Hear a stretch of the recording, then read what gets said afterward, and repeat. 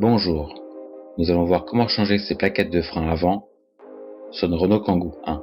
Le modèle utilisé ici est une phase 2 1.5 DCI de 85 chevaux, année 2007.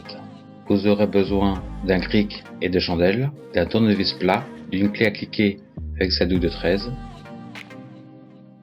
Pour ce tutoriel, je vais utiliser le manche en bois d'un marteau, mais vous pouvez aussi utiliser un repousse-piston. Il vous faudra aussi vos plaquettes de frein de rechange. Commençons par retirer la roue.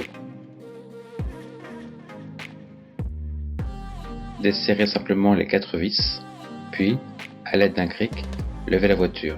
Sécurisez vos travaux en plaçant une chandelle, finir de dévisser les 4 vis et les retirer.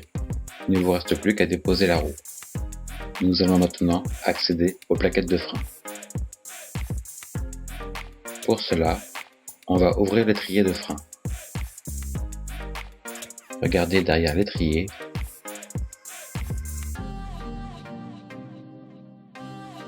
En bas de l'étrier, il y a une vis tête hexagonale à dévisser avec une clé de 13. Retirez ensuite la vis et sa rondelle anti-rotation à la main ou à l'aide d'un tournevis. Avant d'ouvrir, nous allons repousser le piston pour libérer l'étrier. Placez votre tournevis entre le disque et la plaquette de frein, puis faites levier pour rentrer le piston. Vous pouvez maintenant soulever votre étrier et ainsi accéder aux plaquettes de frein.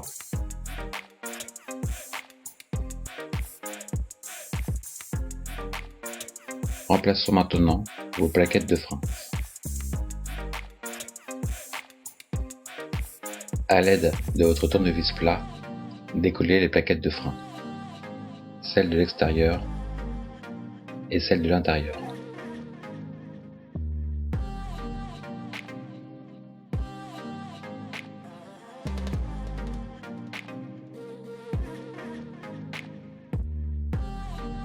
Vérifiez que vos nouvelles plaquettes correspondent aux anciennes. Installez vos nouvelles plaquettes en commençant par la partie ressort en haut, puis crochez le bas de la plaquette. Maintenant, nous allons repousser le piston dans sa chemise. Les nouvelles plaquettes étant plus épaisses, il faut rentrer le piston entièrement dans sa chemise si l'on veut refermer l'étrier. Pour rendre l'opération moins dure, nous allons libérer la pression dans le circuit de freinage. Ouvrez votre capot et trouvez le bocal de liquide de frein. Il est à côté de la batterie.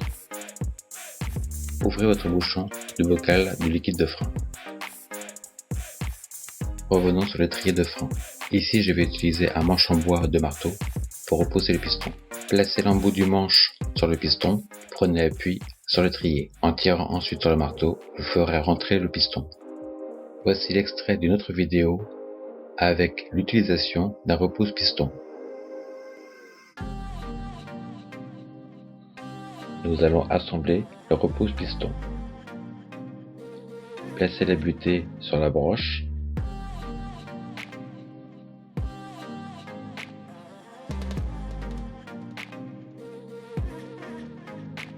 Et sélectionnez l'adaptateur qui est lisse.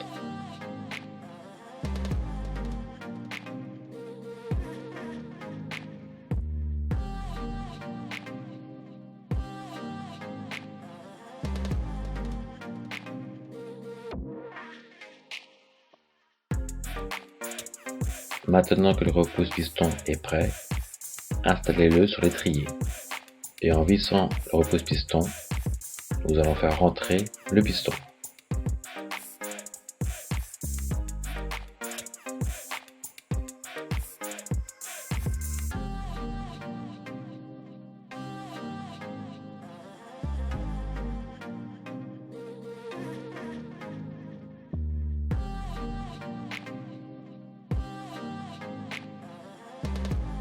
Une fois la tâche terminée, vous pouvez retirer le repousse-piston. Nous allons maintenant remonter l'ensemble. Basculez votre étrier pour le refermer. Repassez ensuite derrière l'étrier Placez la nouvelle vis et rondelle anti-rotation livrée avec vos plaquettes. Alignez l'encoche de la rondelle du support étrier avec celle de l'étrier.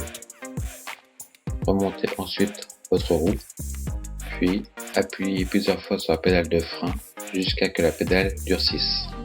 Allez revoir votre bocal de liquide de frein et vérifiez que le niveau soit entre le mini et le maxi. Si besoin, faites la pointe du liquide de frein, puis refermez votre bouchon.